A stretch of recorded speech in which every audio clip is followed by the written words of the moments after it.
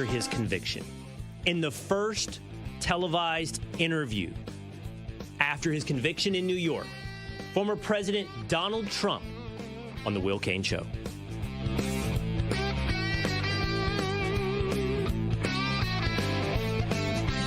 It is The Will Cain Show, streaming live at foxnews.com, on the Fox News YouTube channel, the Fox News Facebook page, and always on demand wherever you get your audio entertainment. Just subscribe at Apple or on Spotify. Make sure you hit subscribe on YouTube, and you can always watch episodes of The Will Cain Show, including interviews with Tony Robbins, Jordan Peterson, or Dwayne "The Rock" Johnson.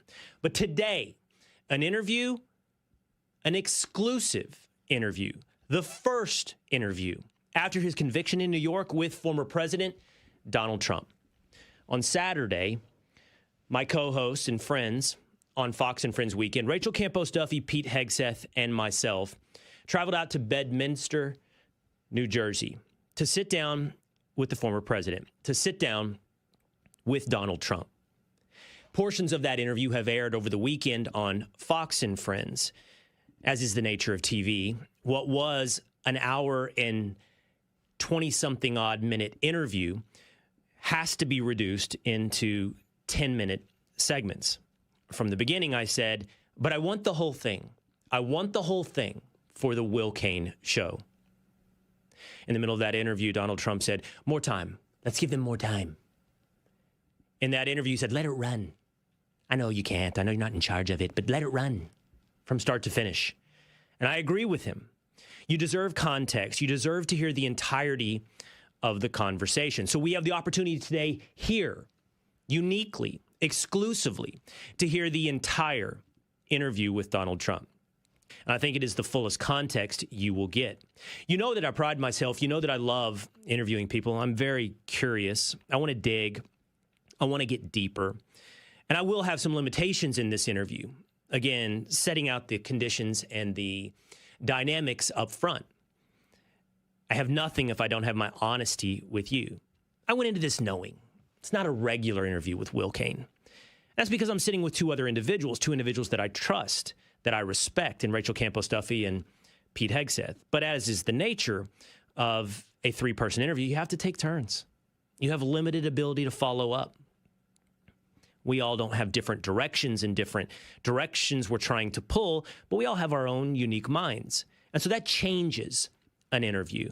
What more, again, if we're being honest, interviewing Donald Trump is wrestling a bear. I mean, he will go where he wants to go. I think there's one point in this interview where he's asked about the trial in New York, and we end up talking about how many cars are parked in Afghanistan. I mean, he goes where he wants to go. But I did notice something through the course of an hour and a half. He does come back. He does come back to the original question. And I don't think he filibusters in the way so many politicians do in order to avoid the question. He just indulges every parenthetical in every direction that he wants to go in an interview while still coming back to the original question. So it's a ride. It's wrestling a bear, and all that adds up to being a bit different of an interview for the Will Cain Show, but a unique opportunity to be the first people to talk to him after his conviction in New York City. So I hope you today will enjoy, will share with your friends, will subscribe on Apple and Spotify and on YouTube this conversation with the former president. Here is Donald Trump. Well, Mr. President, welcome to Fox and Friends Weekend. Thank you. Thanks for being here. This is your first interview since the verdict. It's been 48 hours. Where's your head at? Well, look, you know, I'm fighting for the Constitution. I'm fighting for the same thing that you three. I watch you all the time, and same thing that you do. You fight for freedom. You fight for your country. These people are sick. They're sick. They're deranged. You know, I talk about the enemy on the outside and the enemy from within. So you have Russia, you have China. But if you have a smart president, you always handle him quite easily, actually. We have a lot of advantages. But the enemy from within, they are doing damage to this country. They want open borders. They want high interest rates. They now want to quadruple your taxes. Quadruple. You know, all my life I watched politics, and it was always like politicians want to lower taxes, not quadruple them. There's a whole sickness going on right now. So we're doing really well. It's very interesting. Jury came in. It was a tough venue. We tried to get out of the venue. We tried to get out of the judge. But we tried to get out of both, wouldn't even think about it. So we had probably maybe the worst area in the whole country for me, in terms of vote. I'm sure if I sat down and explained it to that section of the world, we could probably make progress. But one of the worst sections. And they always bring them to these sections, D.C., there, places where Republicans, not just me, Republicans get like virtually no votes. But the good news is that I think we've set a record beyond all records for fundraising. That's like a poll. And another one just came out just before I got in that we're 6 points higher than we were before. So I don't know if that holds up. I mean, I'm just not sure. But people get it. It's a scam. And the Republican Party is really, they've stuck. They stick together in this. They see it's weaponization of the Justice Department, of the FBI. And, that's all coming out of Washington. You may think it's brag. Take a look at who opened the case. I'm not allowed to talk about it because I have a gag order. I'm probably, I guess, the first presidential nominee and the leading crooked Joe by a lot that's not allowed to talk.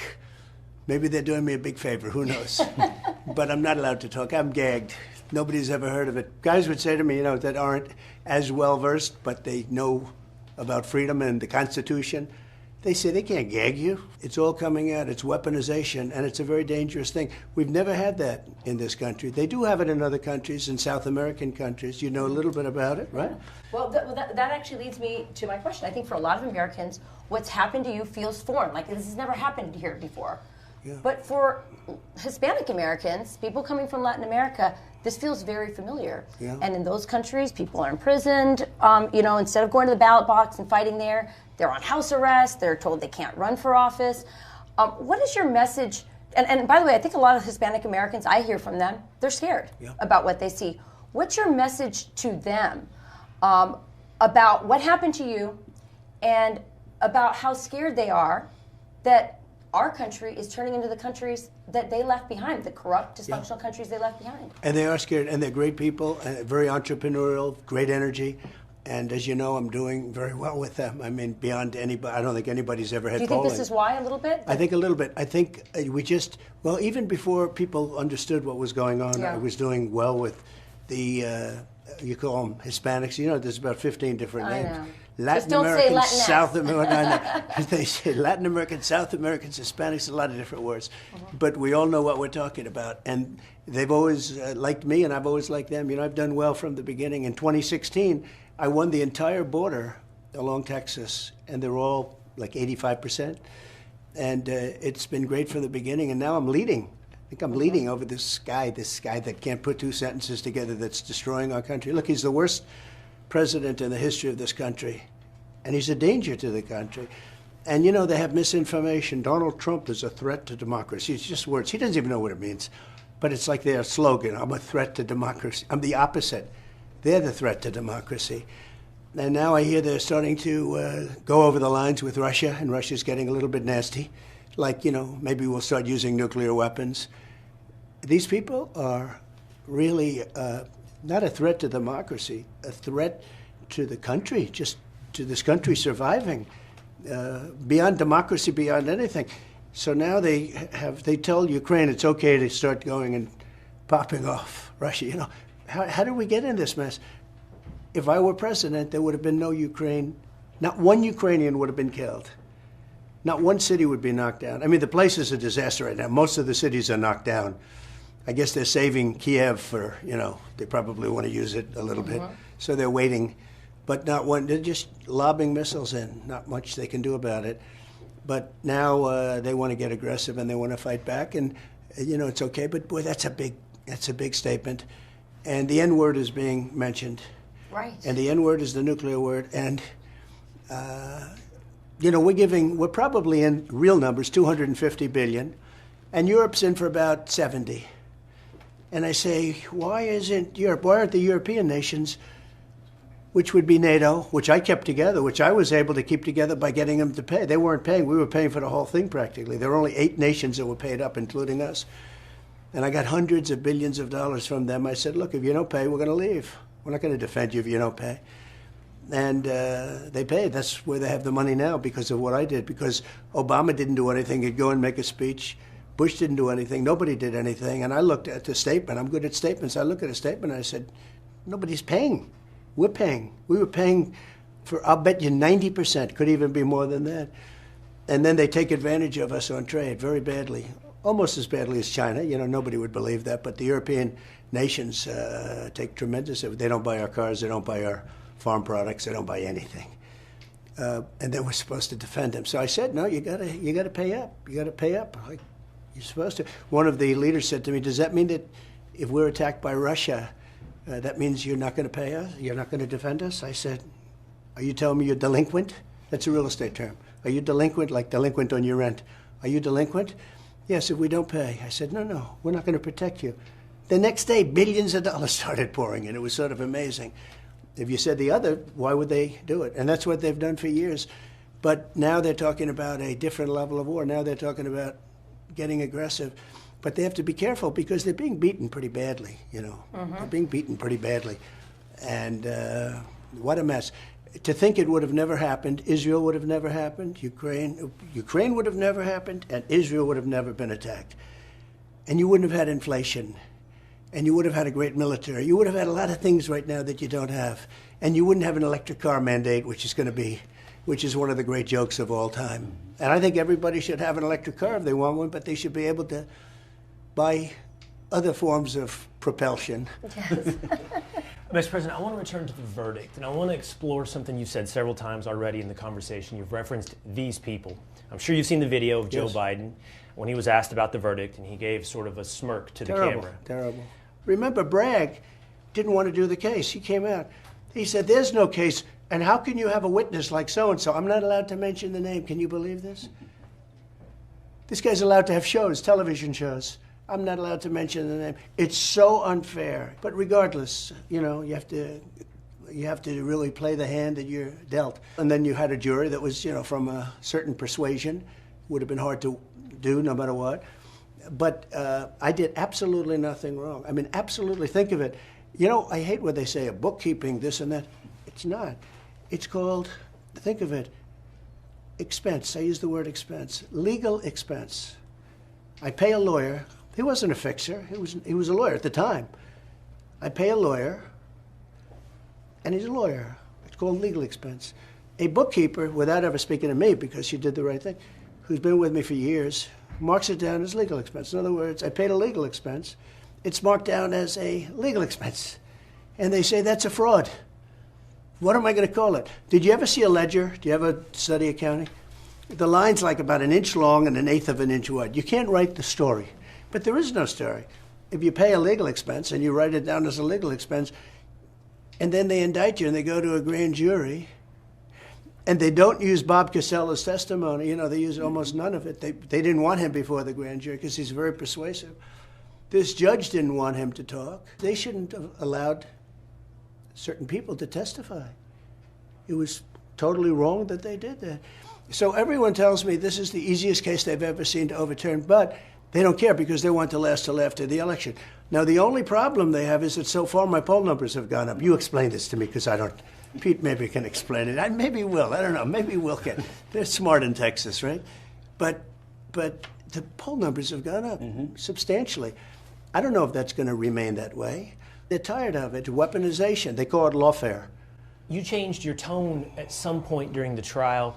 I would say maybe a bit more hopeful in the beginning, and then towards the end you said something to the effect of even Mother Teresa couldn't be acquitted in this venue. Was there a moment in the trial that you felt like it turned, or you saw that it was headed in a certain direction? Well, when you object to something, your lawyers object, good lawyers, professional lawyers, good records, nice people. You know, I've had a lot of lawyers that weren't nice, and sometimes you're better off that way. These are really fine people. They'd object. Not accepted, not accepted, not accepted. When the government, meaning the DA, Bragg, when he said something, all right, good, that's fine, go ahead, more. But the main thing is this, that this was turned down by the Southern District. This is over years. This could have been brought 7 years ago. You know, they tried to rush it because they wanted it before the election. But this could have been brought 7 years ago, but they didn't have any intention. A case like this has never been brought before. And there's never been a case where a state has gone after a federal election. In other words, that's for a federal. That's for like the Southern District to go. Southern District turned it down. We got clearance from the FEC, Federal Election Commission, clearance. They're suing, saying we violated a thing, but they gave us clearance. But the charge was written, I mean, it was like a weird charge. You'd have a little of this, a little of that, do a little of this, throw a little, mix it up. Given all of that, you know, we're watching this trial. Everyone's watching it on TV. Yeah. You're living it. You're in the middle of it. And regardless of all of that, still, when that verdict is being read, what's going through your head? Well, it was weird because we go in and the judge, it looked like it was a hung jury for a while. And it's sort of the most you could hope for because in the area, it's almost impossible. I mean, I've seen it. I've seen people that, no matter how the three of you, we're all sort of similar in terms of would like to see strong borders and low taxes and strong military and lots of good things, right? You know, all common sense. I call it the party of common sense. And we're people of common sense. Who wants to have an open border where millions of people are coming into our country, right? Millions and millions. And not just from South America. They're coming in from Africa, from the Middle East, from Europe, from all over the world they're coming in.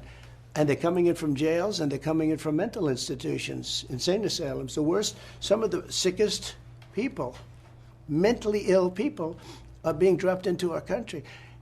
We're going to be paying for this for a long time. Now, I'm going to do the big deportation, the biggest ever. Eisenhower did the biggest. This will be bigger.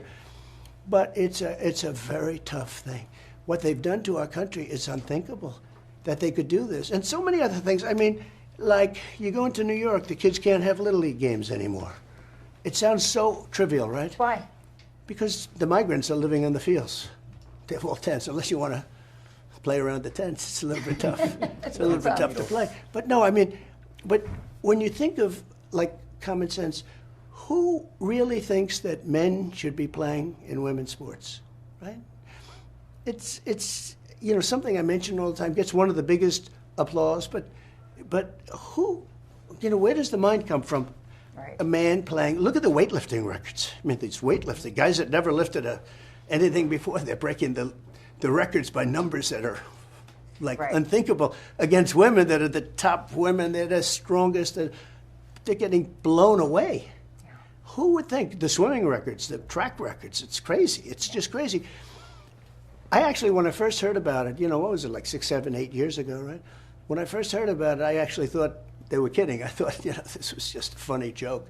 But they're actually serious about it. They're actually committed to it. And who would want that? Who would want open borders? Who would want this stuff? Who would not want to have taxes be low and expenses be reasonable and good schools and all of the things? I mean, who would want to have our Army tanks? We make the greatest Army tanks in the world. I saved that factory in Ohio. I saved it. Lima. I saved it in Ohio. They were going to close it. I saved it as actually the president-elect. I heard about, a friend of mine called up. He said, they're going to close down our Army tank factory, and we're not going to be able to make Army tanks. I said, that doesn't sound good. When I visited it, it was unbelievable. The people there were unbelievable. They want to make them now an electric. Right. But they don't go far, and they have to pull a wagon because the wagon, you know, the battery is so big that the Army tanks will have a wagon like a child. It's pulling a wagon. It's a heavy wagon, too, very heavy. The whole thing is crazy. These people are crazy. Mr. President, you've been through a lot. Yeah. In your presidency, what they've done to you, you've got the verdict that just came through. A lot of Democrats have expressed concern that if you're elected, you're going to want revenge. And some of your supporters have said, well, you know, mutually, you know, we're just talking about the weaponization of the justice system against political opponents. Some of your supporters have said, well, the only way to stop this is mutually assured destruction, right? If you do it to us, we're going to do it to you. You've said, no, my revenge is going to be success for America. You've just had this verdict. Yeah. Do you still feel the same? What's your thoughts on that? It's a really tough question in one way, because these are bad people. These people are sick, and they do things that are so destructive. I mean, look what they did from the day I got there. And I don't know, you know, a lot of people said we have no choice but to elect Trump. Republicans, because he's the only one that can withstand this. Don't forget, if it weren't me, they'd be going after somebody else. And I know a lot of the competition, they wouldn't do so well. They wouldn't be doing so well right now. They'd be saying, Mommy, take me home. I want to go home. This is brutal. But these are sick people. And for instance, the 51 intelligence agents, who thinks of these? And they think about it just like they say, I'm guilty of, and all this information was from so many years before the election. It was before the election. So it wasn't like, oh, gee, I won an election. The election just started coming out during the trial. They said, oh, I have an idea. Remember John Lovett's The Liar? Yeah. I went to Harvard. Yeah. I went. They do that during the trial. Yeah, that's right. It affected the election. This stuff never even came. I never even heard about affecting the election. They're talking about the election of 2016. They're going back. Somebody brought it up today. It was very interesting on your network. Somebody brought it up and they said, the funny thing is that they're deniers because they're now saying that Trump changed the election.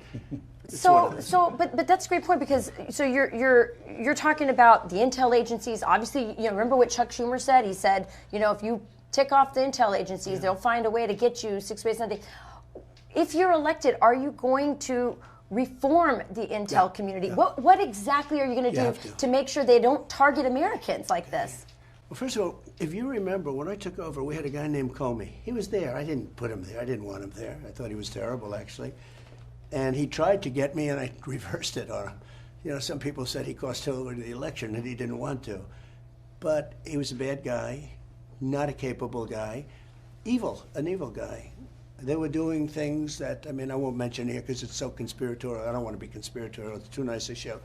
But bad guy. I fired him. Then I fired Strzok and Page and this one and that one. I got rid of that whole group of people. And we were doing great. We were real, and in other places too. Pete knows better than anybody. The Veterans Administration, at the end of my term, we had a 92% approval rating. It was at 40 when we took it over. Pete used to call up, just as somebody that we knew each other a little bit through this stuff. And he'd complain about things. He'd also complain about soldiers being treated unfairly. A soldier is trained to be a soldier. And some of these guys are tough. And if we didn't have them, we wouldn't have a country, Frank. And then they get into a fight, and it's nasty, and they win. And then they want to lock them up for 30 years. And we took care of a lot of people, a lot. And it was just unfair. They trained them to be killers. And then they do their job against some very bad people. I'm not saying good people. I'm saying they beat some very bad people. If you didn't have guys like the ones that we know, they wouldn't last very long. And then they want to lock them up for 30 years. It's sort of, they train them to do their job, they do their job, and then they say, let's lock them up. Look, it's a very interesting question, and I say it and it sounds beautiful, right? My revenge will be success, and I mean that. But it's awfully hard when you see what they've done. These people are so evil. And at the same time, the country can come together. I'm saying this, but the country can come together. During my term, prior to COVID, we had the most successful country we've ever had. Everybody's job, Hispanic, Black, Asian, women, men without a diploma, men with MIT, Wharton, and Harvard diplomas, all of them put together. Everybody was making more money, doing better than they've ever done before. And radical left people, I would call them radical left, were coming up to me and say, could we meet? It was coming together. And then we had COVID, our gift from China. Came out of Wuhan, like I said, right? I remember I told you that a long time ago. I never changed. It was the Wuhan lab. They made a mistake. And by the way, it was incompetence. I walked out to have lunch with his girlfriend, and the scene was set. It was a disaster, okay, what happened. But we did a great job. Never got credit for that. Always got credit for a good economy, for taking out Soleimani, taking out al-Baghdadi. I defeated ISIS. ISIS was going to take 5 years at least, and they don't think, Mattis said, sir, it'll take at least 5 years. I got it done in like 3 months. I defeated ISIS. Our military is so great. The real generals, the guys that know how to fight. One of the things that I hated to see, and I think one of the lowest points in the history of our country was Afghanistan, the way that happened. And I dealt with Abdul, the leader of the Taliban, and I had conversations with him on the phone, and frankly, the media went crazy. Why is he speaking to... it's like I always say, Jesse James, why do you rob the banks? That's where the money is. That's where the killing was. That's where the snipers were, with Abdul. And I had some nice conversations. We didn't lose one person in 18 months. And then they took over, and they were killing us like Abdul was a very happy man when I was out. And then they had that disaster, the leaving of Afghanistan, the way they left. You know, we were going to leave, but we were going to keep Bagram, which is one of the biggest air bases in the world, cost us billions and billions of dollars to build many years ago. But we were going to leave because of China, because it's 1 hour away from it, where China makes its, forget about Afghanistan, it's exactly right next to China. It's exactly 1 hour away from where they make their nuclear weapons. Isn't that a great thing? We're going to keep it. Going to leave 4,000 people and keep it strong, right? They gave it up. They gave up everything. And they moved the military out first. You move the military out last. I always say, I give a child of 5 years old, I say, okay, now those are the facts. Would you move the military out first, or would you move? First, we would have taken our people out. Then we would have taken some people that helped us. Shouldn't be too many. I mean, how many people can you take? But nevertheless, it were people that helped us take them out. But we have Americans left behind. We have 13 dead soldiers, incredible. The parents, largely, they came here shortly after that, and I'm going to have them back, too.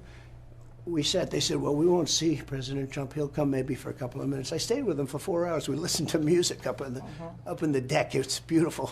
It was just nice. You know, they're great people. They're devastated. That would have never happened. We would have left with dignity and strength. And then you take out your equipment. They left $85 billion worth of equipment. I rebuilt the entire military. 85 billion of it was left in Afghanistan. And they're one of the biggest, the Taliban, they're one of the biggest sellers of military equipment now, Will, in the whole world. I think they're number 2, because they're selling, because they don't need 730,000 rifles. They have 730,000.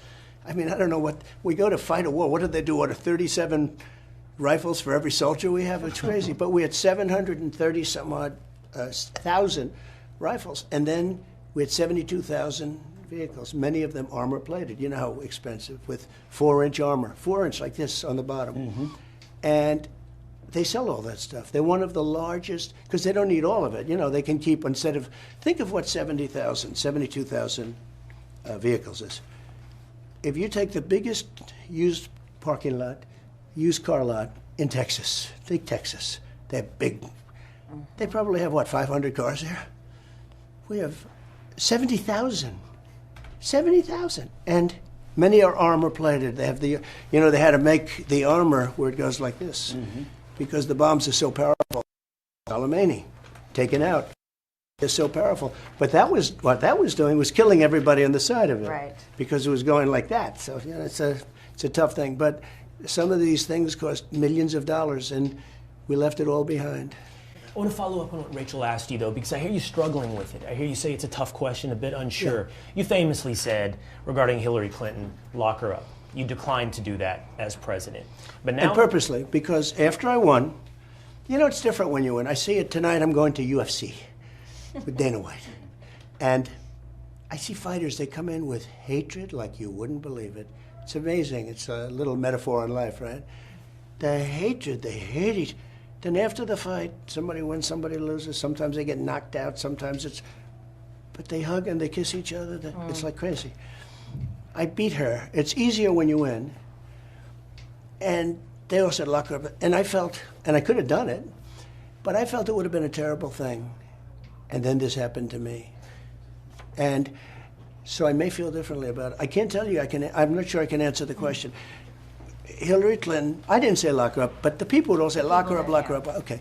Then we won. And I said pretty openly, I say, all right, come on, just relax. Let's go. We got to make our country great. Yeah. And it would have been, think of it, you lock up the wife of a president of the United States. But they want to lock you up over $130,000 of an accounting thing. And a perfectly stated accounting thing. Success will bring the country together, because I had it together. Yeah. Before the China virus came in, I had it together. We really had it together. And it would have stayed. I think it would have stayed. Everybody was doing better. The country was doing better than it had ever done. And we're going back to those same policies, and then some. And then some. One of the bigger differences I know, before I won, I was in Washington, the press says, about 17 times. I never stayed over. So I wasn't a Washington person. And I relied on people for recommendations. And I got, a lot of great ones. Look, we had great the economics, Bob Lighthizer, so many people. We had great people, but we also had some that I wouldn't have put. I don't have to use their names, but that I wouldn't have put. Now I know them all. I know the tough ones and the weak ones and the smart ones and the dumb ones and we know the strong ones. And so I think it's going to be very good, and we're ready to go. But the country is really going bad. When you look at all these people, millions of people coming into this country, I really think, other than nuclear weapons, which I think are the single biggest threat, not global warming, when they say that the seas will rise over the next 400 years 1/8 of an inch, which means basically you have a little more beachfront property, okay? Think of it. The seas are going to rise. Who knows? But this is the big threat. I watched Biden the other night. It's the greatest existential. He loves that word because it's a big word, and he thinks he knows. He doesn't even know what the hell the word means. He goes, it's the greatest existential threat to our country, global warming. In the meantime, you get these maniacs with nuclear weapons that can do damage, which I won't even talk to you about, but I know the damage. It's the greatest. There has never been anything like it, the power of weaponry today. It will be obliteration, and that's your real threat. But in terms of our country, a real threat are the people that are coming in, that are being allowed to come in. And we're going to move on to some other topics too, but just moving forward, they've set the arraignment date for 4 days before the RNC. Yeah, well, that's part of the game. It is. Some have suggested you could appeal straight to the Supreme Court because of the special nature of this case. When it comes to the legal maze that you're still facing, and the judge could decide to say, hey, house arrest or even jail. One of my lawyers the other day on television saying, oh no, you don't want to do that to the president. I said, you don't beg for anything, you just, the way it is. Think of it. They have all my books. They went to, for 5 years they sued me getting my tax returns, right? At the end of 5 years, they got them. The Supreme Court actually gave it to them. That was the end of it. That was it. They never found anything. They hired the best accounting firms. I had a pure gold firm. They call it a gold-rated firm. I don't know, it's supposed to be. Who knows? But with all that stuff, for years you heard about my tax. And no one looked into the Clinton Foundation. And they never found it. They never went all the way with the Clinton Foundation. They never went all the way with the Clinton Foundation, which is sort of interesting, isn't it? But so that could happen. I don't know that the public would stand it. I'm not sure the public would stand for it. You're saying if they tried house arrest or I think it would be tough for the public to take. At a certain point, there's a breaking point. It's very funny. I watched the radical left, and I watched the right, and everyone's always talking about the right. This side, the right. The right's not the problem. When you look at Portland, when you look at what happened in Minneapolis, if I didn't call out the National Guard, which I wasn't even supposed to because the governors are supposed to call them, I'm not, you wouldn't even have Minneapolis right now. Minneapolis would be wiped off. Remember the CNN anchor? I think it was Velshi. He's standing there. This is a friendly protest. This is very friendly. And then somebody hit him on the knee. Mostly peaceful, is that what he said? Yeah, mostly peaceful. This is friendly. This is a mostly... And you look behind him, the entire city is burned. It was like the Second World War. The whole city is burning, the fire behind him. And he's talking about this is friendly. This is a friendly protest. That's exactly right. No, it's crazy. What's going on is crazy. Don't forget, I got millions of more votes the second time than I got the first time. Very rare. Obama got millions less, and he won. I got millions more. I got 63 million the first time. I got millions more, close to 12 million more that we know about. That's there. That's those. They said if you get 63, this is McLaughlin, Fabrizio, the big pollsters, good pollsters. They said if you could get the same number, you win. I got millions more. Very rarely does a president get more. They win or they lose, but they don't get, very rarely get more. Obama got a lot less. He got a lot less the second time. And he won. It's so bad for our country. And I wouldn't have done this. And then I had good Republicans running, and it was the fastest nomination in history. I got it very fast. In theory, it just ends like this weekend. Right. You'd find out a normal thing. You'd find out this weekend who would win. And I got it, I won it months ago against, good competition. You wrapped it up pretty quick. So this interview is going really fast, and I know we have a bunch of other questions. Okay. So can we Yes. kind of go that, and we'll kind of keep our answers short so we can get to it. Okay, so I'm going to start with this one. Americans have lost a lot of trust in institutions, and I think there's been a lot of discussion, especially online and especially with young people. How do we rebuild that trust in institutions? The CIA, the FBI, all those institutions. Yeah, you're right. Some people think that one way to build trust is to declassify things that everyone's talking about. I know you talked earlier about, I don't want to be a conspiracy theorist. So if you were president, would you declassify, you can answer yes or no to these, would you declassify the 9/11 files? Yeah. Would you declassify JFK files? Yeah. Would I you, did. I did a lot of it. Would you declassify the Epstein files? Yeah. Yeah, I would. All right. I guess I would. I think that less so because, you don't know. You don't want to affect people's lives if it's phony stuff in there because there's a lot of phony stuff with that whole world. But I think I would, or at least Do you think that would restore trust? Help restore trust? Yeah, I don't know about Epstein so much as I do the others. Certainly about the way he died. It would be interesting to find out what happened there because that was a weird situation and the cameras didn't happen to be working, et cetera, et cetera. But yeah, I'd go a long way toward that one. The other stuff I would definitely do the January 6th because, beyond all of them, because what happened. How about the Unselect Committee? They had meetings, they had all Democrats and 2 failed Republicans, right? Cheney and crying Adam Kinzinger. See, Biden couldn't do this interview. Do you think he'd remember crying Adam Kinzinger? Do you think he'd remember all these different names, these different folks? Sir. And I didn't know you were going to be talking about this. But can you imagine? The whole thing is crazy what we're doing, what we're going in. I got to know the leaders of all the countries, and they're at the top of their game. They're very sharp. They're vicious. That's why they're doing so well. Honduras, all of them. I know every one of them. And they're very streetwise people. You know that better than anybody. They're streetwise, and they're smart. And they love their country, or they want to do a good job for their country, or themselves. Doesn't matter, because whatever it is. And they're moving all of their bad people into our country. And Venezuela just reported to 72% that their crime is down 72% in a year. You know why? Because they moved all their criminals into the United States.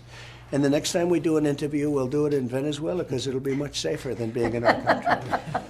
Well, you've brought up deportations in this interview. Yeah.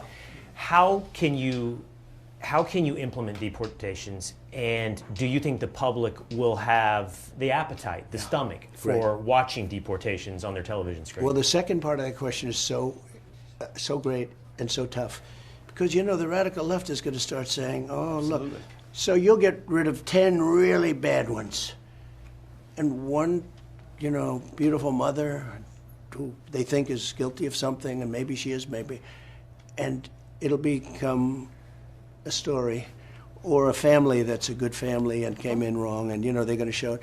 Then it's going to always be tough. It's not going to be easy, and we have to use a lot of good judgment. But the way you get rid of them is the local police. The local police know these people by their first name, their middle name, and their last name. The local police are great. They're just not allowed to do their job. They're afraid of losing their pension. They're afraid of losing their wife or husband. They're going to lose their house. They're losing everything. And one of the things I'm doing is giving local police immunity from prosecution. They get prosecuted. When they do their job, they get like your soldiers. When they do their job, when they watch department stores being raided by 500 people, well, guys are walking out with television sets, and they're told to stand back, okay? They're told to stand back, do not do anything. And they go into these stores, these big stores that have, opened 2 years ago, and they spent $25 million to build a store. And the stores are empty down to the shelves. They even take the shelves out. They take everything. And the cops are standing there. They don't want to be standing there. They want to do their job. You know who's great? The Border Patrol. The Border Patrol, I know them so well. They endorsed me. They always endorse me. They said when Trump comes back, it'll all be better. And Biden, by the way, he doesn't need any legislation. He could say the word, close the border. That's what I did. I said, close the border. And it was so bad that it took a little while. I fixed the border originally. That's how I got elected in a way. But now the border is... And I fixed it, and I couldn't even use it in 2020. In 2016, it was a big factor of my win. I fixed it very quickly, and then in 2020, it was so good. I said, let me talk about the border. My people over here, all these geniuses said, please, sir, don't talk about the border. It's fixed. I said, let's talk about it. But nobody wanted to hear about it. Right. But now the border is 100 times worse than it was in 2016. Yes. And you mentioned those, Will asked about deportations, and you mentioned local authorities having more power. What do you do in sanctuary locales? Because so much of that is, they can't even talk to ICE, let alone work with ICE. If you're going to deport 5, 7, 10 million illegals, it's going to require you know, a lot Pete, of the that people and even the politicians don't want sanctuary cities. They really don't. I've spoken to many people in California, and they're fed up. They're fed up. They can't take it anymore. They don't want it. Even liberal Democrats, they don't want it anymore. You have to end sanctuary cities. I mean, they're guarding criminals. They're guarding people that are killing people, and you can't get to them. And guys like Gavin Newsom he's a disaster. He's running it so badly. It's so badly run. And you know, I watched him on Sean Hannity's show with that debate, and he'll talk like everything's wonderful. It's great. Go California. It's not. It's doing terribly. Right. It's doing terribly, but somebody has to call him out. They have to call him out. But the job of sanctuary cities is it's just so horrible for our country. I have another question on the border. Yeah. So in just this fiscal year 2024, there's been 74,000 unaccompanied children that have come across the border. In 2023, get this number, 137,275. You know, you've seen the images of these children, 5, 7 years old, 9 years old, 12 years old. And the Joe Biden administration has lost 80,000 of them. No one can track, no one knows where they're at. At least, yeah, much more. At least, there's probably more, but at least. Will the Trump administration commit to finding these children, to finding them and returning them to their families, to their countries, because many of them have been lost into sex trafficking. Many of them are dead. It's heartbreaking. No, it's heartbreaking. It's amazing. Will you commit to that? Will you commit to finding those children in their I haven't been asked that question, but the answer is yes. It's a simple answer. Many of them are dead. They have done such a bad job. They have done such a bad job. And you know, they go under the guise that they're doing this wonderful job of letting people come in. You know what's also really bad? The caravans. I think I came up with that name a long time, but where you form 25, 30, 40,000 people coming up, the level of abuse and just anger and craziness toward women. Yes. I mean, the caravans, you know, the mothers put their daughters in those caravans, knowing in many cases the daughter's not coming back, knowing for almost certainty that the daughter's going to be raped. Yes. You know, they give them large, like bottles of birth control pills, the mothers, because they know they're going to be raped on the way up all the time. It's unconscionable. No, the whole thing is incredible. And Biden thinks he's doing a favor by allowing. And the only reason they have the caravans is because I ended it all. People weren't getting in. We had the lowest number ever, the final week the lowest number that we've ever had, recorded number of illegal immigration. I had it down. Caravans anymore. You had them when I came in. You didn't have them anymore. It was really good. All he had to do is go to the beach and let my people do the job. Just let them stay and remain in Mexico. I had a policy remain. You think that was easy to get? Will, remain in Mexico from the president, who's a great guy. He's actually a great guy, but he likes Mexico. He doesn't like us, okay? Tijuana was a mess. Tijuana had to be the fastest growing city. They had hundreds of thousands they couldn't come into our country until we approved them, and we didn't approve too many of them. You know, very seldom did we approve anybody. But they gave up all that stuff that I had. Catch and release, I called it catch and release in Mexico. We catch and release in this country. We'd catch a killer, know that he's a killer, and release him in our country. I mean, who would do this? Who would allow this? So we ran a great thing. If he went to the beach because somebody convinced him that he looks good in a bathing suit, you know, and at 81 or 82, typically you don't look too great. And he didn't have the power to lift those chairs. You know, those chairs weigh about 6 ounces. They're meant for children and old people to carry. And he can't carry it. Anyway. Let's talk about Vice President. Pete and I have gone off the wall. We've talked about historically, presidents pick vice presidents based upon what states they can deliver. Sure. We've talked about the fact that it seems to be that you might be looking for a fighter. Let's just ask you directly. What are you looking for in a vice president? So you always have to say, and I mean it, is if something should happen to the president, you have to get somebody who can be a good president, okay? And I think you have to say that. Mm-hmm. Then the second thing, I want somebody that can selfishly help me to get elected. But typically, if you look over the years, look back 100 years, it's almost never that a vice president helps. I mean, you're out there all by yourself. You really are. There's a day or two of, hoopla, you picked a vice president, and then it goes back. But it's almost never helped. Actually, the one person that helped, I guess you could say, is Lyndon Johnson, because he was a real political animal. And he sort of helped a little bit politically with Daley, et cetera, I guess. But, that's a theory anyway. But typically, a vice president doesn't help.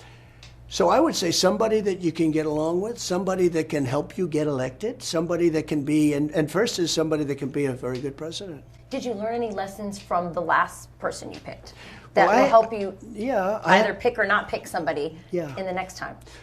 I feel badly for Mike because he was a very nice person. I got along with him for, I'd say 3 years and 11 months. Debate's coming up on June 27th. Yeah. How do you prepare for that? And you've stated it. Joe Biden's in a different place. What's your strategy coming into it? So debates are interesting because I had never debated before, and then I debated a lot in the first, in 2016, I had like 14 debates or something. And it's been good. I mean, it's been good for me. It's been worked. I think I won every debate. But I never had, it was very interesting. In 2016, I said, who are these people I'm debating? Half of them I never heard of because, they're governors from someplace or they're senators. I said, start with Ted Cruz. And they say, well, he's the national debate champion. He's the this, he's the that. And I said, that's not good news. That's not good. I mean, I could have done with a little bit less. Maybe I should have started with somebody else. But they were all, they're talented politicians. That's what, for the most part, they're politicians. Very interesting. In running for president, 92% were politicians and 8% were generals. Not admirals, right? Generals. And that's it. So when, all of a sudden I'm going in as a business guy and different kind of a guy. But we had great 4 years. We were very successful, the largest tax cuts in history. We had the largest regulation cuts in history. We had the best economy in history. We rebuilt our military. We had no wars. I defeated ISIS. But since you've been out of office, things have deteriorated. And we've talked a little bit about that. At a level that's not even believable. And I think most people agree with you on that. One of the areas I want to talk about, and it's related to the border, but it's much bigger than that. And that's the problem of China taking over the Western Hemisphere. Yeah. So we've had an 8,000% increase coming over the border of Chinese military men. I'd like to know your thoughts on what you think they're doing here. They're buying up farmland. But then in Latin America, they're making deals with governments. We're not doing the deals. They're buying up infrastructure. They're buying up, resources. They're taking over the Western Hemisphere. They're taking over the Panama Canal. So okay. How about the Panama Canal? It's crazy. That we built and lost 36,000 people to the mosquitoes. 36,000 people died. So what will you do? Because there's a lot of people worried about the entire hemisphere now. We used to worry about things over, far away. This is in our hemisphere. What will you do to stop all the things that are happening, from the farmland to all the ways that they're winning in the Western, in our backyard? Okay. So if you remember with China, I turned it around. First of all, I exposed China because everyone was giving everything, it's a developing nation. I said, this is not we're a developing nation. They're a very rich nation. They're doing very well. But I turned things. I also got along very well with President Xi, but I did something that nobody did. I charged him hundreds of billions of dollars of tariffs. We would have lost our steel industry. We would have lost they had to pay hundreds, like close to $500 billion in tariffs. And that was all turning around. And we have tremendous power with respect to China, but we don't have people that know anything about using it. I had a great relationship, but had the election been different, we wouldn't have had fentanyl coming in. I was with Xi, and we just had a very good relationship. He was at Mar-a-Lago for 3 days. It was amazing. We had a good bond. Now, I don't want to act naive. I had, these characters out there, they'll say, look, he loves China, or likes it, or at least wants to run it very strongly, right? It was very interesting. I said, no, he's a smart guy. Is he a smart guy? Of course he's a smart guy. He's a brilliant guy. The press said, he called Xi brilliant. Look, he runs 1.4 billion people with an iron hand. No, he's not brilliant. Okay, they want me to say he's not a brilliant man. He's a very tough guy. He's a fierce person. He's a fierce person. When he sees Biden, he can't believe it. Okay, can't believe it. He says, what the hell? I think he thinks that they're playing a joke on him. But what's happening is we have tremendous power over China. China has made, right now we have the largest deficit we've ever had with China, like over $1 trillion. That means they're taking in more than $1 trillion. Think of how bad that is. Too much. You can't sustain that. But we have tremendous power over China. China built their military because of us. They built all this. They took so much money out of our country. We have great power over China. We can get along with China. I will get along with China. But they respected your president. They really did. He respected me. And they don't respect this guy at all. Nobody does. Nobody does. I mean, you take a look at what's going on in Ukraine. You take a look at what's going on with Israel. You take a look at all this stuff. It's just the whole world is out of control. So Viktor Orban, Prime Minister of Hungary, is a very tough guy. You know, he's known as a strong man. They always say, oh, he likes strong men. I don't like strong men or weak men. I don't care. He's just a smart guy and tough. He didn't take illegal immigrants. He said, I want Hungarians in my country. I don't need to have my shopping centers blown up. You know, make little statements like that. But the European Union wasn't exactly thrilled with him. And they asked him recently, they said, what has to be done to straighten out the world? The whole world is blowing up. He said, one simple thing, elect Donald Trump as president. When he was president, China behaved, Russia behaved, everybody behaved. Don't forget, I stopped, you probably never even you guys, Nord Stream 2 was a pipeline being built. Nobody ever heard of it, except me. When I got in, I stopped it. Russia couldn't have their pipeline serving Germany. I said to Germany, so we're taking care of you with NATO, and then you're giving them, the people that we're defending you against, you're paying billions of dollars a month for oil and gas. I said, this doesn't sound right. The whole thing is crazy. And I terminated the pipeline. It was dead. And this guy came in and let him build it. But the Russian pipeline was dead. And yet I got along very well with Putin. But you got to be careful with Putin, because Putin, I'm watching him, and he's doing things now that aren't good. That aren't good. And he's dealing with somebody that has no clue how to play the game. This guy has no clue. It's a very serious problem. Very serious problem. Yeah, it's a dangerous world. Let's talk about that in reference to Ukraine then. Okay. You've said often, we wouldn't be in this situation if I were president. But we are now in this situation. Yeah. If you were president again, how do you deal with Ukraine? How do you deal with Putin? I think I deal very well with him. We're in a much weaker position because he's winning. I mean, look, we can be nice. I asked Orban, I said, who's winning? You know, if you watch the fake news, you think, although even they aren't saying it now, because the spring offensive never happened. The spring offensive was the opposite, okay? But I said, who's winning?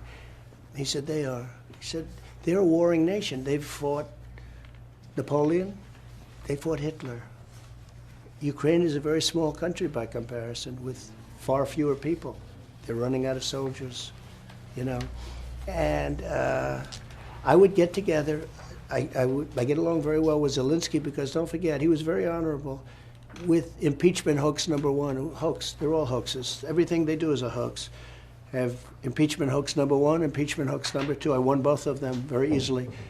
But unlike Richard Nixon, who didn't get impeached, he left before the impeachment. His greatest regret, by the way, is that he didn't stay and fight. You know that? His greatest regret. You know, he never fought. He wasn't impeached. He was told he was going to be impeached, and he never stayed. But the Republicans liked me more than they liked him. But what happens is we have to get, Zelensky was great, because Zelensky, they called him and they said, when you had that the big magic phone conversation, think of the phone conversations in Washington. And here I am, I got a call from one of my secretaries, could you call him and congratulate him on his victory? Meaning he just got elected president. And I didn't do it. After like 10 times, I said, oh, I'll call him. Thanks, I got impeached. I'm saying, you know, that was Rick Perry, another genius. Greatest debater ever, right? Rick Perry and his debating skills. He calls me up and he says, could you call him? Now, he meant it well, because he liked, you know, the energy. I think it was the energy and stuff. So I called him up. And when they called him and they asked him, were you threatened by Trump? He could have done a grandstand and said, yes, I felt it was very threatening. Now, fortunately, the call was taped. If the call wasn't taped, I might not be talking to you right now unless we were talking about a real estate project somewhere. Right. Somehow you don't cover them very big on your show. But the call was taped, and it was a perfect call. In fact, when the Democrats heard it was taped, they had already started the impeachment. They died. When they heard, Nancy Pelosi heard that call, she said, he didn't do anything wrong. They got into it. But that call, fortunately, was taped, meaning they had stenographers, 2 military stenographers who were incredible. And they had every word of it down, and it was a lie. The whole thing was a lie. But when they called Zelensky, he could have said, yes, I was threatened. And he didn't say that. He said, no, that was a very nice call. He said, nothing wrong. That was very nice. So I have a warm spot. Have we given him too much money? Yes, we give him too much. Well, you're just People delayed. are mad about it. You said you could end it on day one. I think I said I could end it before I get to the White House. I expect to end it. I think I can end it very quickly. I get along very well with Putin, and I get along with Zelensky. And I would get him in a room, and I would get it ended. Good. I'll get it ended. And I have an exact plan as to how, but I can't tell you that. You know, I can't tell you about, like, let me tell you exactly, let me lay out my cards. No, I will get it ended. Rachel mentioned the amount of money which turns the economy. We're $34 trillion in debt. We've printed money we don't have, that's led to massive inflation. How do you change that and turn that around to average Americans out there who are struggling every single day, worse and worse under Joe Biden's economy? So we were doing great. We were energy independent. We were soon going to be energy dominant. I didn't want the Russian pipeline to be built because of the fact, very simple, I wanted to supply them with the energy. The whole thing was we're going to make a fortune. We have more liquid gold than any country in the world, including Saudi Arabia, and then I do Anwar in Alaska, which is the biggest find. It's as big as Saudi Arabia. Some people say it's bigger. And Biden closes it up in his first week. The first Department of Interior, the person in charge, closed it in her first day in office. Ronald Reagan tried to get it. He couldn't get it. Everybody tried to get it. Bush, I got it. And they closed it up, but I'm going to reinstitute it very quickly. It'll happen very fast. But think of it. So we were rocking and rolling. We were energy independent. We were soon going to be double the size. We were in third place, and even beyond that, when I took over, we were leading. You have to see a graph. Russia, Saudi Arabia above them, Russia second, we're third, and then we go like this. I mean, we were going to be energy dominant. We were doing things. The way you have to solve it is through growth. And But we were also going to have cutting, right, Mr. President? Yes, growth and cutting. The problem I had is we were starting to really rock and roll. We had the greatest economy ever, and then we got hit with COVID. And if I didn't throw money at COVID, we would have had a depression like in 1929. And if I don't win, you're going to have a depression like in 1929. You know, one of the, I'll just say Scott, one of the greatest analysts on Wall Street, considered maybe the best, he said the only reason the stock market's high is because they think Trump is going to win. Listen, I think that one of your strongest points is that you're a businessman, and people love that you ran this country like a business. And I believe that if you got in office, you will get the oil pipes going again, we'll get energy going, Very and quickly. I believe that we will grow. But it's really hard when you're a politician to cut. Your friend Milei in Argentina, he cut whole agencies, and now they went from 25% growth per month in inflation down to 8% per month. So it works. Are you willing to know he's MAGA. You know that. I know he is. He's your friend. That's why I brought it up. No, he's my biggest fan. He's a great Make guy. Argentina great again. It works out perfectly, right? No, that's what he calls it. He says he has hats. Make Argentina great again. But he has. But he's cut agencies. Are you willing to make those kinds of dramatic cuts? Because I really think we have young kids, all of us. I think their futures are on the line. I mean, as he said, $34 trillion in debt. I think that means we're paying almost $1 trillion in interest. I'll give you an example. Is it every month? I'll give you. You mentioned every year. Yeah, you mentioned the kids. So we're going to cut the Department of Education, let it be run locally. We have this You mean end the Department of Education? End Federal it, Department of other Education? than to have a little tiny coordination. You know, it would be nice to make sure that everybody's teaching English. Yeah. You know, let them learn English, okay? I love this. But no, we're cutting the Department of Education. I was ready to do it before, and then again, the COVID really, if we didn't throw money at that, you would have had a depression. We would have been in a depression. And when I got out, the stock market was higher than when just before COVID came in. So that would be we're the first. be doing, that would be the first Oh, department. it's going to happen. That's going to cut. happen immediately. I love it. We're going to do like Department of Interior. There's so many things you can do. One of the things that's so bad for us is the environmental agencies. They make it impossible to do anything. And so in Louisiana, they had these massive refineries, that LNG plants, but massive, essentially refineries. 14, 15 years they've been trying to get permits. I got it done in one day. One day I got the permit. Don't tell anybody, please. I got it. I didn't know who the hell was doing it. In one case, Japan was putting, and by the way, they're like $20 billion, a massive. These are like the Empire State Building laid down ×2 on its side. All pipes, I mean, it's unbelievable, on the coast in Louisiana. And I got those things, the first one I got done in like 24 hours. They worked on it for 14 years. And it was terrible. I mean, what they were doing. The environmental agencies have stopped doing, they stop you from doing business in this country.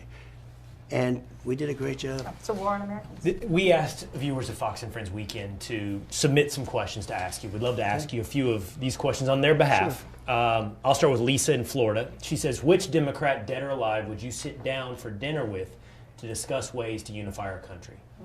So he's not a Democrat anymore, but I used to get along really well with Joe Manchin. I got along with him, and we'd meet a lot. He said, you're doing a great job, you're a great president. And when this impeachment hoax started happening, he said, I'll never vote against you. You're a great president. And then he voted against me. I never spoke to him again. Okay? So that was one, but that was one that I sat down. I'd sit down with anybody, frankly. I want to unify the country. Laura from Nebraska said, I'm the mother of 2 Army officers. What are you going to do to rebuild our military? And I would add to that, rip out the woke stuff that's happening. That all the vets and the service members see is embedded in our Pentagon right now. You know the military better than anybody. I'd put him in charge. I really would. I often think of it. He'd do a great job. I talked to him about it a little bit. We talked about wouldn't VA. let go of him easily. I tell you, we ended up doing good. No, the show has to do worse. If the show does worse, if I see the ratings go down, I'm going to steal them. I'll steal all of you, frankly.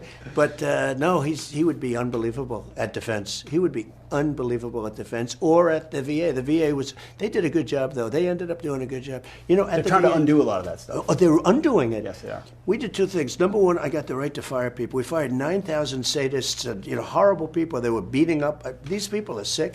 The other thing I got where you could go out, if you couldn't get good service, you go out, and Pete was driving me crazy about this. We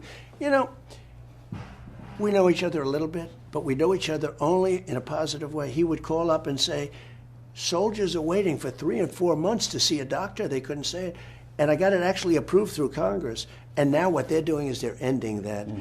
Where if it took more, think if going to the hospital or the doctor with your kids, your husband was great, by the way. He's great. He'd fit into this panel very well. He's right there. Where is he? Oh, look at him. Oh, I saw a guy with a pink shirt. I didn't look up. And I knew he would never wear a pink shirt, so I didn't. Wow. Good. I'm glad I said the right thing. Yeah. He is. He's great. He's a great champion. He climbs those trees for years. I want to ask you what Rena in Liberty, Maine asks. By the way, your sleep schedule, your diet, these are things of legend. So she asks, President Trump, what is the very first thing you do every morning? So I don't sleep a lot. I don't say that as a badge of courage. A lot of people, I don't sleep, and they maybe do. I rarely eat breakfast. It's funny, I love food, but I don't necessarily, I'm too anxious. I really enjoy life. It's crazy. I shouldn't enjoy life. I get indicted, I get impeached. Somebody said, how do you live? The most often question, I get 2 questions. Mm-hmm. Number 1, I get, will they do it again? You know what that means. Very ominous.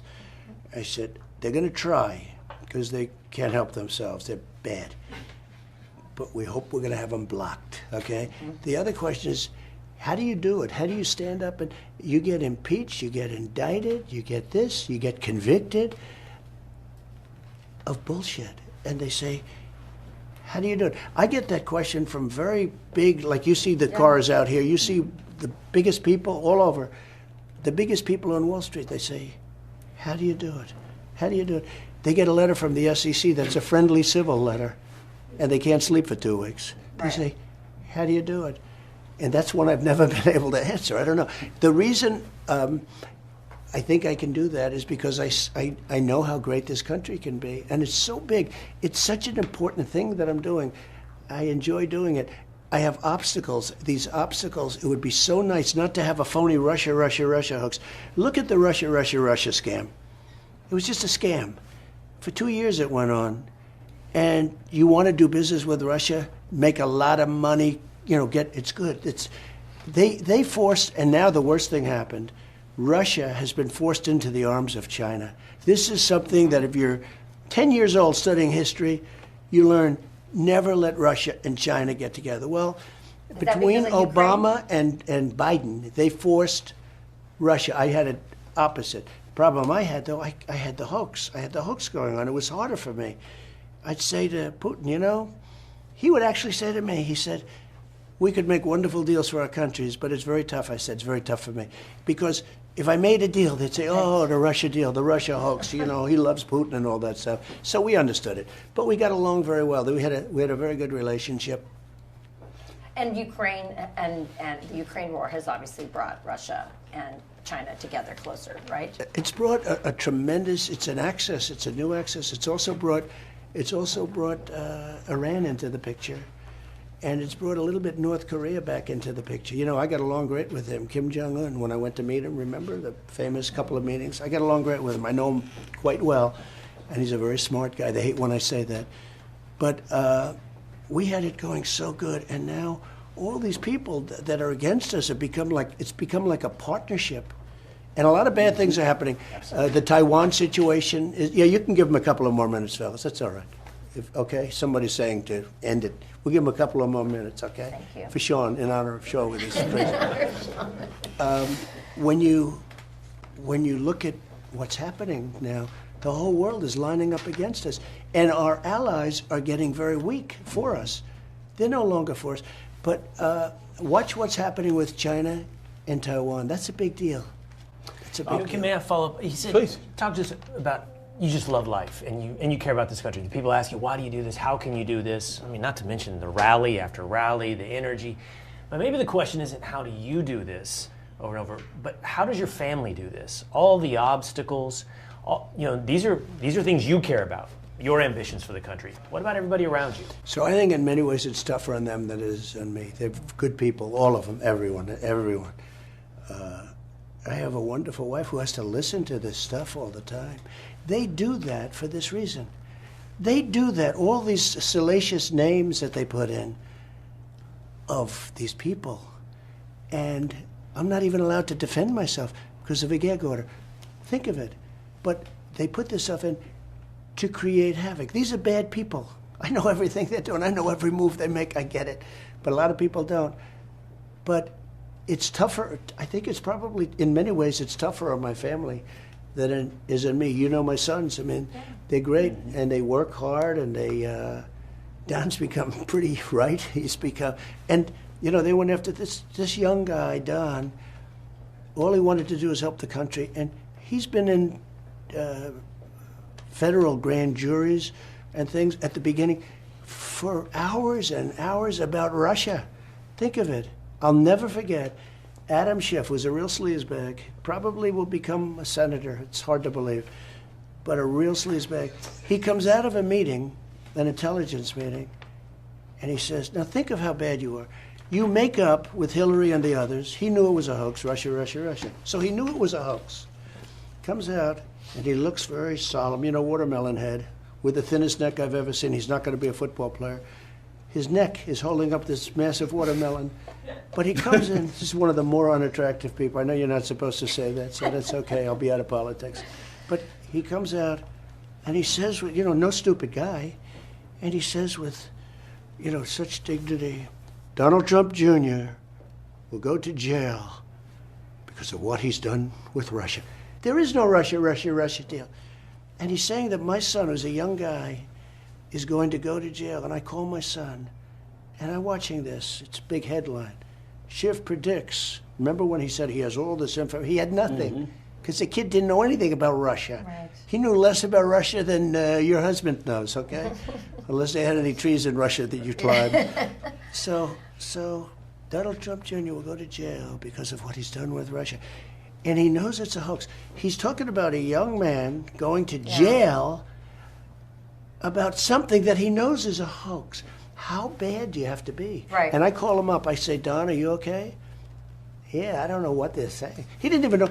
You know, he didn't have any idea what was going on. It's a shame. And he became tougher. I mean, you almost, two things happen. You either become tougher, or you go into a corner and you put your thumb in your mouth and you say, Mommy, take me home. Right? Well, and he chose not to do that. Well, I'm glad that that's the case. And by the way, as a having come from a political family and my husband having run for office, what's happened to your family in particular, it just breaks my heart. How's Melania doing with that? She's fine, but I think it's very hard for her. I mean, she's fine. But it's, you know, she has to read all this crap. It's stuff that shouldn't even be put in the trial. The judge should have never allowed it to be in the trial. Yeah. And she has to read all this stuff. What about Barron? People started to focus on Barron recently. He's amazing, actually, in a certain way. You know, he's tall, good-looking guy. He's a very good student. And he's applied to colleges and gets into everywhere he goes. You know, he's very sought after from the standpoint. He's a very smart guy. He's a very tall guy, but he's a great kid. He's cool. He's pretty cool, I'll tell you. You know, it's very interesting. The colleges, you know, 6 months ago, you look at a college and you sort of want a certain college, and then you see all of these colleges are rioting. Yeah. And maybe you want to go to a different kind of a college, because there's plenty of colleges that we also like that are different, and they don't riot. This is Sharon from Alabama, and I think her question actually ties into what we were just talking about. How do you do this? And I know that you've said before that you've been sustained by the prayers of lots of Americans. I've seen pictures of people praying over you. It's incredible, actually. Her question is, she says, you've been faced with so much adversity and persecution for years. What's your relationship with God like, and how do you pray? That's Sharon from Alabama. Okay, so I think it's good. I do very well with the evangelicals. I love the evangelicals. And I have more people saying they pray for me. I can't even believe it. And they are so committed, and they're so believing. They say, sir, you're going to be okay. I pray for you every night. I mean, everybody, almost, I can't say everybody, but almost everybody that sees me, they say it. It's such a beautiful thing. You know what's a beautiful thing, too? When you look at all of this bad stuff going on, they have nothing to look up to. They have no God. They have no anything. They kill people. They beat people. They push people into subways. There's just nothing there. Religion is such a great thing. It keeps you, you know, there's something to be good about. You want to be good. It's so important. And I don't know if it's explained right. I don't know if I'm explaining it right now. But when you have something like that, you want to be good. You want to go to heaven, okay? You want to go to heaven. If you don't have heaven, you almost say, what's the reason? Yeah. Why do I have to be good? Let's not be good. What difference does it make, right? Or they try to create heaven here. Exit question real quick. We'll end where we started. Attorney General, what are you, we talked about how you fix the DOJ, how you bring justice back to this country. When we talk to people, people's faith in the system is shattered. Yeah. I mean, absolutely shattered. We've seen it in your fundraising numbers. It should be. So who do you choose? What kind? Do you have a name that you're top on your list? I do have a couple, and one in particular. But I made a lot of good choices. I got that one wrong. I was very loyal to one because he was the first senator to endorse me. As soon as conflict came up, he ran for the hills. And actually, the second one, he ran for the hills. When he heard that he was going to be impeached, they were going to impeach him. And he was like a different person. I had to get rid of him. And I would say that was the one thing. One of the truly important positions is Attorney General. And I was very disappointed at both of those Attorney Generals. Jeff Sessions was, you know, I don't blame myself too much. He was some position in Alabama, and he wanted to be so bad. And he was the first senator to endorse me. And again, I was sort of a civilian. I didn't have a lot of people. I didn't know that many senators. And he went to a rally in Mobile. The fact is that we had 72,000 people, so it wasn't that big a shot. But he came to me and he said, I'd love to be Attorney General. And I didn't see it. And then he came 3-4 times, and I said, you know, just out of loyalty, I did it. And he ran for the hills.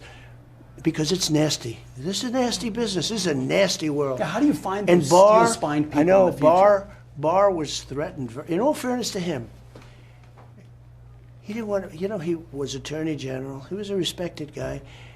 And they said they were going to impeach him. I understand that. I said, I got impeached twice and my numbers went up, which is unusual. I said, it's not so bad to be impeached. What are they going to impeach you? He had no idea what they were going to impeach. But he was going to be impeached. They didn't know what. They didn't know why. It's like they took me to trial. There's no crime. They were trying to devise the crime during the trial. That's how bad it was. But with Barr, and he let me down. He let me down. He let down our country. He endorsed me the other day, as you saw, right? But he let down our country. It takes a brave person to do it. People don't want to be impeached. They don't want to be indicted by these scoundrels who are much more evil than people. I'm telling you, China and Russia, they're not the problem. We have a problem from within that's really bad. So he let us down. The key to really good government, where we had like Lighthizer and some of these people that were really good, it's the person that's at the top. If you get the right person, it's like magic. It's like in real estate, you put a good super in a building, the building runs well. You put a bad one in, it doesn't. It's the same thing at a little bit slightly larger scale. But we had great people. I rebuilt the military. We did things that were amazing. One of the things that the people that watch your show should know, we defeated ISIS quickly. I was told it would take 5 years. I did it in a matter of weeks, right? Fast. And they did it fantastically. And I got to know the real fighting generals. There's not woke in the military. There's woke at the top. They want there to be woke. But these guys aren't meant for woke. I really don't. I really think, they're like you. They're like this guy. He's doing a great job, by the way. I don't know him. I agree. I don't know him like you, but the whole combination, it works. Your instincts are right. Are you going to fire those generals? The woke generals at the top? Because Pete's been talking about it. Yes, I would get rid of him, yeah. But see, now I know him. I didn't know him before. I came in. What do I know? I was a New York real estate person, but no, I'd fire him. I would fire them. You can't have woke military. You said it's so great. You need people that want to win. They want to win wars. That's what their purpose is, to win wars, not to be woke.